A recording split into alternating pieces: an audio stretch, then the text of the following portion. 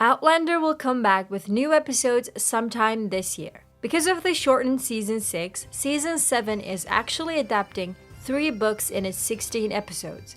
The first 2 episodes of the season finished the storylines from A Breath of Snow and Ashes. The remaining ones delved into An Echo in the Bone. Now, the upcoming Part 2 will finish An Echo in the Bone and also deal with Written in My Own Heart's Blood. If you ask me, this is too much and I'm afraid everything will move too quickly. To understand what I'm saying, let me show you the major events that will happen in Part 2 according to the books, such as Jaime's death and Claire's new marriage to Lord John Grey. And you decide whether the show will manage to tell these stories in the best way possible.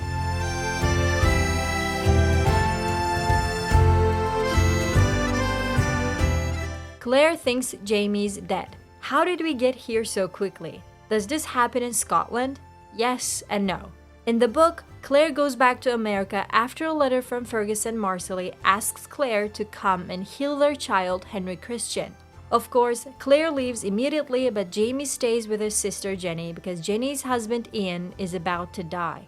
After Ian dies though, Jaime and Jenny decide to join Claire in America and they let her know about the name of the ship they're taking. But they miss the ship and end up taking the one that sails a few days after. Claire receives news that the ship Jaime was originally supposed to take has sunk, so Claire believes Jaime's dead. If I know Outlander, they will make the audience think Jaime's dead as well.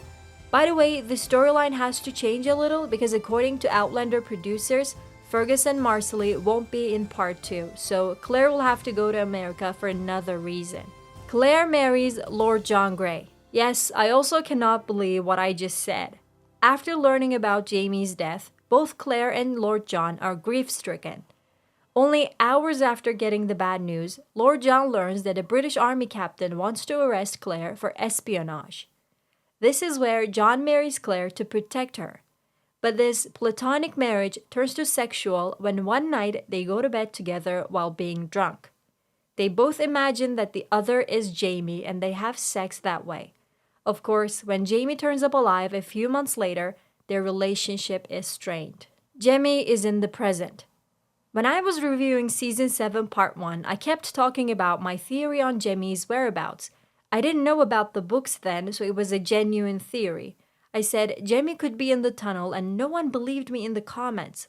Well, it turns out Jaime is in the present. Rob has kept him in the underground tunnel and the only reason he put Jaime's scarf next to the stones was because he knew Roger would travel in time to look for his son. That would leave Brianna alone and Rob could come knock on her door. Roger and Buck's travel gone wrong. As the two go through the stones in the hopes of going to 1779, the year Jaime and Claire live in, they actually end up in 1739. They understand this when Jaime and Jenny's father, Brian, welcomes them at Lallybroch. Roger also meets his ancestors, Dougal Mackenzie and Gaelis Duncan. He also meets another time traveler, a doctor named Hector MacEwen. I cannot wait to learn more about this on the show. William learns the truth. Well, we all have been waiting for the day William learns about his true parentage.